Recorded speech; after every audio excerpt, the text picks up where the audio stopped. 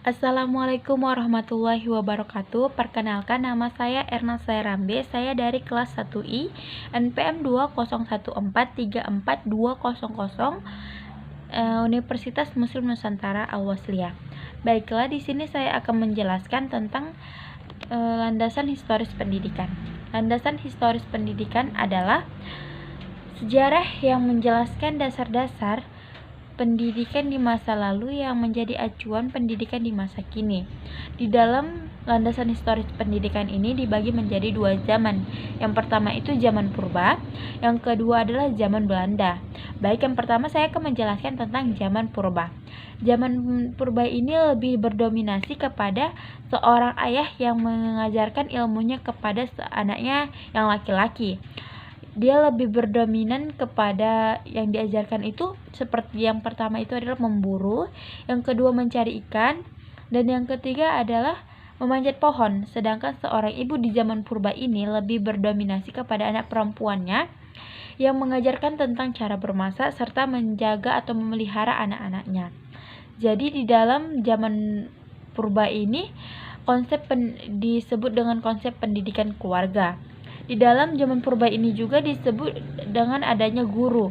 Yang pertama itu adalah empu, yang kedua adalah dukun, yang ketiga adalah pandai besi. Baiklah, di empu di sini dia dianggap seseorang yang mempunyai pengetahuan yang lebih di dalam bidang kerohanian atau etika. Sedangkan di dukun pada zaman ini dianggap sebagai orang penting yang memiliki kelebihan serta ucapannya sangat disegani pada zaman purba ini. Yang ketiga itu adalah pandai besi, seseorang yang memiliki atau yang dianggap sebagai orang yang memiliki kekuatan yang lebih.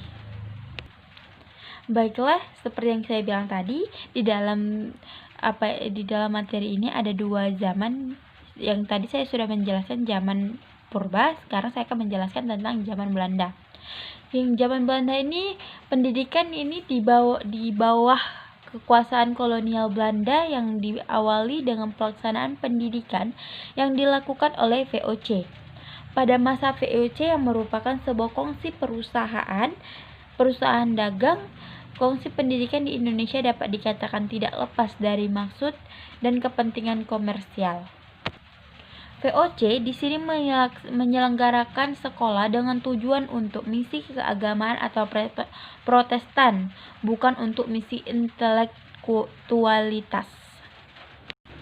Adapun tujuannya itu yang lain, ada yang pertama itu untuk menghasilkan pegawai administrasi rendah di pemerintahan dan gereja. Ciri-ciri pendidikan pada zaman Belanda ini ada dua. Yang pertama itu minimnya partisipasi pendidik bagi kalangan bumi putera atau pendidik umumnya hanya diperuntukkan bagi bangsa Belanda dan anak-anak bumi, peserta dari golongan priai. Dan yang kedua itu pendidikan bertujuan untuk menghasilkan tenaga kerja murah atau pegawai rendahan. Di dalam materi ini juga ada yang dinamakan dengan pendidikan kaum pergerakan kebangsaan nasional. Pergerakan nasional adalah suatu bentuk perlawanan terhadap kaum penjajah yang dilaksanakan tidak dengan menggunakan kekuatan bersenjata, tetapi menggunakan organisasi yang bergerak pada bidang sosial, budaya, ekonomi, dan politik. Demikian halnya dengan pergerakan nasional yang terjadi di Indonesia.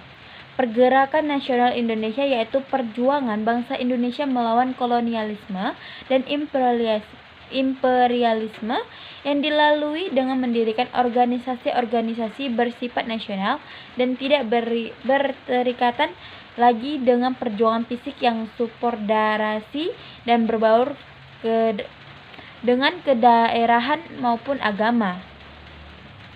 Di dalam pergerakan kaum keberadaan bangsa ini ada yang dinamakan dengan yang pertama itu pendidikan pada zaman Jepang. Yang kedua itu ada pendidikan Indonesia periode tahun 1945 sampai 1969. Serta di sini juga ada sistem pendidikan nasional berdasarkan Undang-Undang Dasar Nomor 20 Tahun 2003 yang menegaskan bahwa setiap bangsa memiliki sistem pendidikan nasional. Setiap nasional Indonesia disusun berlandaskan pada kebudayaan bangsa Indonesia dan berdasarkan pada Pancasila pada Undang-Undang Dasar 1945 sebagai kristalisasi nilai-nilai hidup bangsa Indonesia. Sehingga penyelenggaraan demokrasi pendidikan nasional sesuai dengan kebutuhan pendidikan Indonesia secara geografis, demografis, historis, dan kultural berciri khas. Ada pula di dalam materi ini tokoh-tokoh pendidikan, yaitu yang pertama Muhammad Syafi'i ya.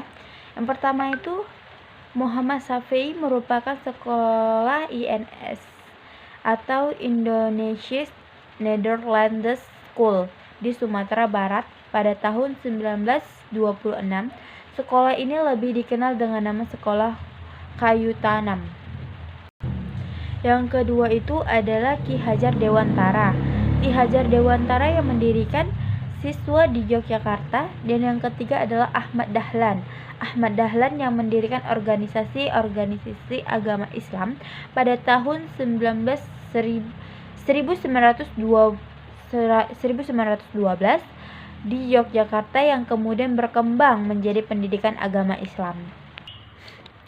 Landasan historis adalah salah satu landasan yang digunakan pada saat pengembangan Pancasila. Tentu kita di sini bertanya-tanya apa kaitannya? Maka saya akan menjelaskannya. Kaitan dengan Pancasila adalah landasan historis Pancasila dapat diartikan pada bahwa telah banyak perkembangan sejak lama sepanjang sejarah perjalanan hidup bangsa Indonesia.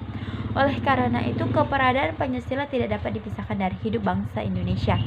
Meski secara formal baru ditetapkan sebagai dasar negara pada tanggal 1 Juni 1945. Secara historis, nilai-nilai yang terkandung dalam setiap sila Pancasila sebelum dirumuskan dan disahkan menjadi dasar negara Indonesia secara objektif historis telah dimiliki oleh bangsa Indonesia sendiri. Sehingga asal nilai-nilai Pancasila tersebut tidak lain adalah dari bangsa Indonesia sendiri atau bangsa Indonesia sebagai kuasa materialis Pancasila. Baiklah, dari rangkaian sejarah yang menjadi landasan historis pendidikan di Indonesia, kita dapat menyimpulkan bahwa masa-masa tersebut memiliki wawasan yang tidak jauh beda satu dengan yang lainnya. Mereka sama-sama menginginkan pendidikan bertujuan mengembangkan individu peserta didik, dalam arti memberikan kesempatan kepada mereka untuk mengembangkan potensi mereka secara alami dan demi kemajuan bangsa yang lebih baik. Sementara itu, pendidikan pada dasarnya hanya memberi bantuan dan layanan dengan menyiapkan segala sesuatunya. Sejarah juga menunjukkan betapa sulitnya perjuangan mengisi kemerdekaan dibandingkan dengan memperjuangkan mengusir penjajah.